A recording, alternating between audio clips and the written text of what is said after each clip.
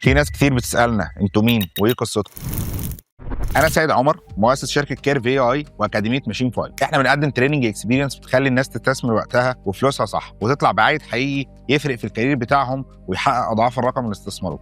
في سنه 2020 اللي خلانا نحول ماشين 5 من مجرد فكره لواقع حقيقي ان السوق وقتها كان مليان كورسات، لكن للاسف معظمها محتوى قديم او مدربين بعاد عن الشغل الحقيقي، وكتير من مراكز التدريب كانت بتتعامل مع الموضوع كسبوبه. وقتها قلنا لو هنبدا لازم نعمل حاجه مختلفه. بدانا ندور اننا نكبر التيم بتاعنا وندور على ناس زينا شغالين في شركات كبيره. كثفنا المشاريع العمليه عشان الطالب يطبق اللي بيتعلمه اول باول، وقدمنا دعم مستمر طول فتره التعلم. عملنا نص التوظيف بفكره مش تقليديه، الطالب يعرض فيها مهاراته، شركات تدخل تشوفه وتحدد معاه انترفيو. والاهم من ده دعم كامل بعد انتهاء الكورس، لاننا مش بنقدم كورس وخلاص، انت شريك في نجاحنا ونجاحك جزء من قصتنا. طب والنتيجه؟ وصلنا ل 96% كواليتي ريت، وده رقم صعب جدا في ماركت زي ده. عشان كده في ماشين 5 انت مش بتاخد مجرد كورس، انت بتعيش تجربه استثمار حقيقيه في نفسك وفي مستقبلك وفي كل جنيه بتدفعه.